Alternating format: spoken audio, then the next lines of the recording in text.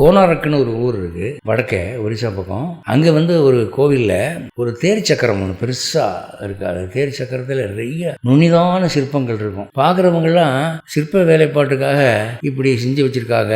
ஒரு தேர் இருக்குது, அந்த தேருக்கு சக்கரம் 4 பக்கமும் இருக்குது அப்படின்னு நினச்சிட்டு போயிட்டு இருக்கோம். அப்போ ஒரு வெள்ளைக்காரன் என்ன பண்ணியிருக்கான், அதை ஃபோட்டோ பிடிச்சி அதை தன் நாட்டுக்கு கொண்டு போய் காட்டணுங்கிறதுக்காக படம் பிடிச்சிக்கிட்டு இருக்கிற போது ஒரு முனிவர் வந்திருக்காரு.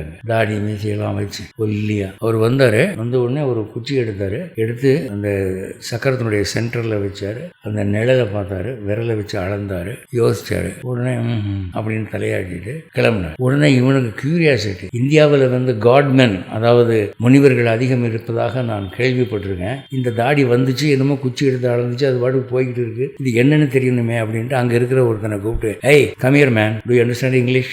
எஸ்.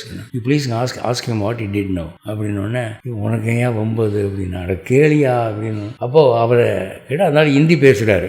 என்னமோ குச்சி வச்சு அளந்தீங்களாம்னா அப்போ அவர் சொல்கிறாரு, இது முனிவர்களுக்காக அமைக்கப்பட்ட கடிகாரம். நாங்கள் யோக தியானத்தில் உட்காந்துட்டோம்னா பல ஆண்டுகள் போகிறது எங்களுக்கு தெரியாது. நாங்கள் யாருக்கிட்ட இது எந்த வருஷம்னு கேட்க முடியும்? 1 வருஷம் 2 வருஷம்னா பரவாயில்ல, 100கணக்கான வருஷம் கழித்து கண்ணு முடிச்சு பார்க்குறோம். எங்களுக்காக இது அமைக்கப்பட்டது. அதனால இந்த நடு மையத்தில் இவ்வளவு நீளமுள்ள ஒரு குச்சியை வச்சு அந்த சூரிய ஒளியில அந்த நிழல் எவ்வளவு தூரம் விழுகுதுங்கிறத வச்சு அதில் உள்ள முத்தாக இருக்கு பார்த்தியா, ஒவ்வொரு முத்தும் ஒரு மணியை குறிக்கும். அதுக்கு வெளியில் இருக்கிறது ஒவ்வொன்றும் ஒரு மாசத்தை குறிக்கும். அதுக்கு வெளியில் இருக்கிறது ஒரு வருஷத்தை குறிக்கும். அந்த ஆணும் பெண்ணும் சேர்ந்து இருக்கிற மாதிரி சீசன் அது வசந்த காலத்தை குறிக்கும் அப்படின்னு சொல்லி ஒவ்வொரு சீசனே அந்த மாதிரி சிற்பங்களால் குறிச்சிருக்கிறாங்க அப்படின்னு சொல்லி, இது இன்னைக்கு இன்ன வருஷம் இன்ன மாதம் இன்ன தேதி இப்போ மணி இத்தனைன்னு சொல்லிட்டு அதை அவன் அப்படியே மொழிபெயர்த்து அந்த வெள்ளைக்காரனுக்கு சொன்னவனே அவன் ஆடி போயிட்டான். இந்த உலகத்தில் மகா பின்தங்கிய சமுதாயம் என்று யாரை நாம் நினைக்கிறோமோ அவர்கள் கடிகாரத்தை எல்லாம் கருங்கலிலே உற்பத்தி பண்ணக்கூடிய அளவுக்கு ஞானமுடையவர்களாக இருக்கிறார்களே என்று வியந்து அதை எல்லா இடத்துக்கும் தம்பட்டம் போட்டு